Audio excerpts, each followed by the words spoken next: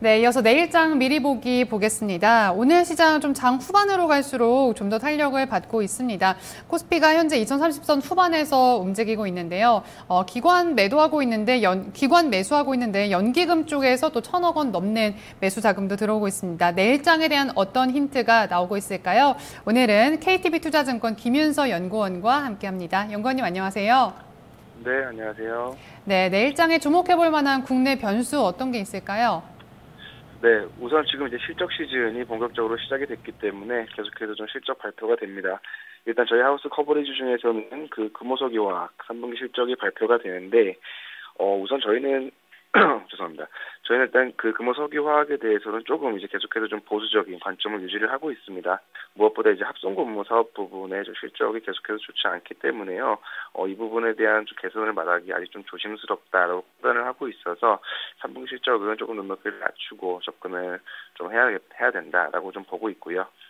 그다음에 이제 이 밖에 그 시장 전반적으로 봤을 때는 그 국내 기관 수급 추이를 조금 이제 주목을 하셔야 될 것 같습니다.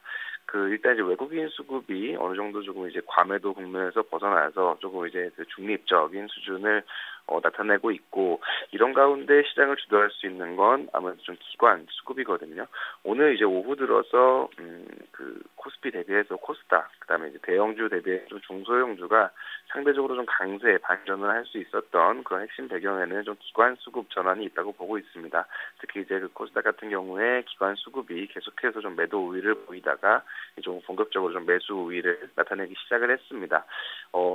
일단 좀 대형주가 2,000포인트 상단에서 좀 추가적인 그 상승 모멘텀이 좀 제한된 상황에서 시장에서 좀 계속 눈치를 봤죠.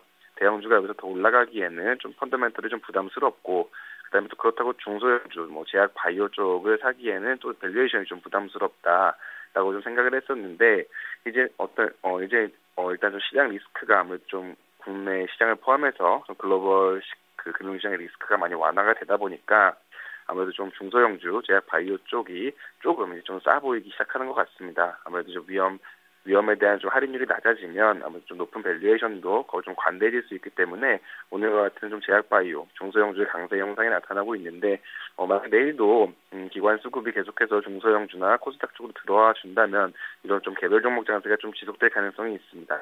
따라서 내일 그 국내 변수 중에서는 기관의 중소형주, 코스닥 수급을 좀 계속해서 체크를 하셔야 될 것 같습니다. 네, 그렇다면 내일장 해외 변수로는 좀 어떤 부분들에 주목을 하시나요? 그 해외 쪽에서도 미국을 포함해서 계속해서 좀 어닝 시즌이죠. 일단 그 실적 결과가 계속해서 조금 이제 해당 업종별로 섹터별로 좀 투자 심리를 좌우를 할 것 같고요. 일단 그 어제 나스닥이나 이제 바이오가 그다음에 S&P 헬스케어가 나쁘지 않았습니다. 일단 그 힐러리 의원의 어떤 그 단가와 관련해서 좀 투자 심리를 망가뜨린 부분이 조금 이제 점진적으로 회복이 되고 있는 모습이고, 그다음에 또 헬스케어랑 바이오 쪽이 그 어닝 모멘텀 자체가 나쁘지 않거든요. 아직까지 계속 살아있기 때문에 만약에 이제 이 부분에 그 좀 투자 심리가 만약 오늘 밤에도 개선이 된다면 그건 이제 그 다음 날이죠. 내일 우리 증시에 영향을 미칠 수 있습니다. 그래서 오늘 밤에는 여러 가지 이벤트들이 있겠지만 그 중에서도 그 나스닥 바이오 인덱스, 그다음에 또 중소형주 러셀 지수의 움직임이 내일 이제 우리 시장에 좀 가장 중요한 영향을 미칠 거라고 보고 있고요.